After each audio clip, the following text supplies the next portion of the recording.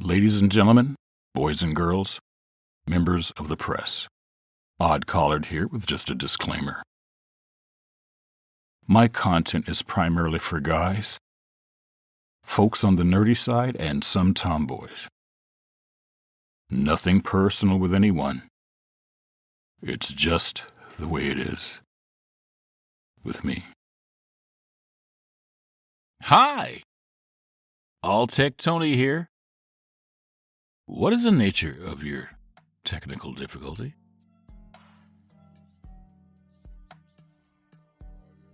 Arriving at the twins' compound, the morning was wet everywhere. The grass, all of the structures and roofs, mud at every turn, even the paved roads. ALANI had summoned me. Now I'm really nervous. It seemed as if she never noticed me before. But now she calls for me in particular. Gotta be careful about what you ask for, especially when the twins are involved. Surprisingly enough, she was very kind, yet direct.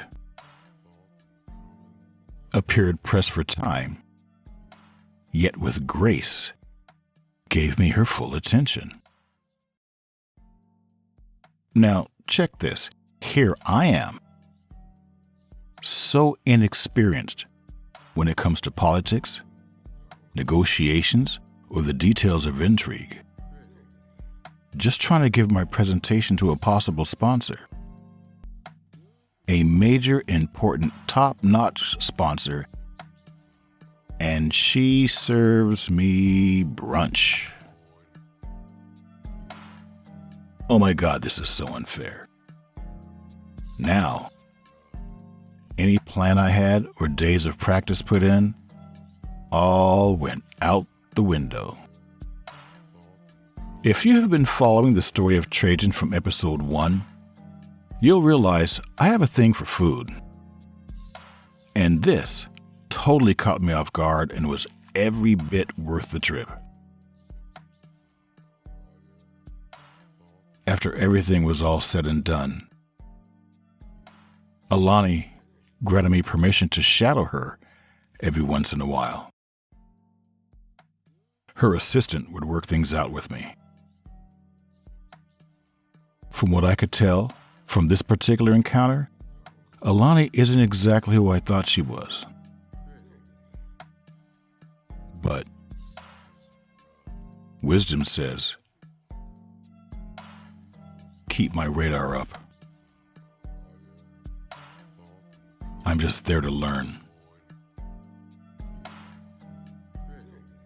This was such a milestone for me, I nearly lost my shit right in front of her. There in the private courtyard. A major feeling of accomplishment. Today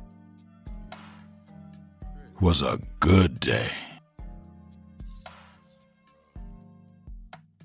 Wise man once say, the ultimate act of cowardice is to not state your true position.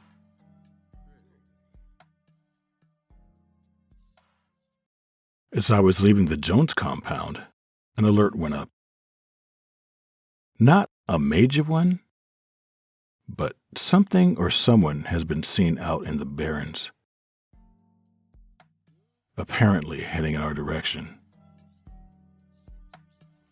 I quickly made my way to where the guys were stationed. It is truly a privilege being connected to this part of our clan. It's easy to get in on all of the latest news.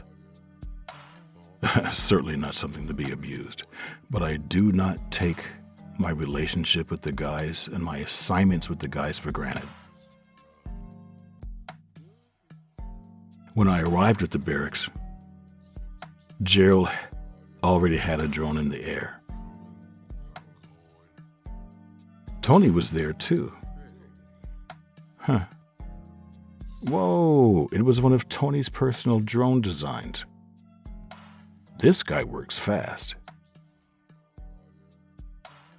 Seems as if Tony Alltech is part of the guys as well. He seemed to fit right in, as if this isn't his first time. The feed was fuzzy for a while until the drone flew closer to the target.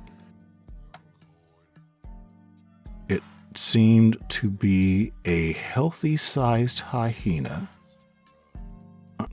on a leash, being casually walked by... Oh. She who will remain nameless.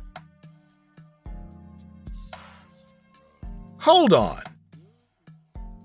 There's no way she walked 25 to 30 miles with this thing strapped to her wrist. She appeared to be talking to it with a smile. The hyena itself seemed to be very happy in her presence, like a 200-pound puppy. Now, this one was neither Bobby nor Whitney. This one was way too small, yet was still big enough to be an effective personal bodyguard for her. And wait, hold on. She's wearing heels. Who walks through the barren in 4-inch heels? What's up with this chick? A second drone was launched to go much further out. We need to know exactly what we are dealing with. Who's out there? How many people? And how many animals? The why really doesn't matter at this point. We are here right now, and the hyena clan has been pushing up on us for a few months. But why did no one see her coming today? She's literally walking in broad daylight with one of her soldiers on a leash. Are we slipping? I didn't realize it at the time, but Queen Mother was standing directly behind me. At first glance, the concern on her face screamed red flag. But after a few seconds, the look on her face was one of sheer delight. I wasn't expecting that. She then bolted out of the door, calling for transportation, but not for security. It didn't take long for Marisol to reach Nameless. Not the way Marisol drives. Wow. The way they threw themselves in each other's arms, so hard it had to hurt. Wait a minute. Wait a minute, you've got to be kidding me. Nameless and Marisol, these two are long-lost friends. Or something.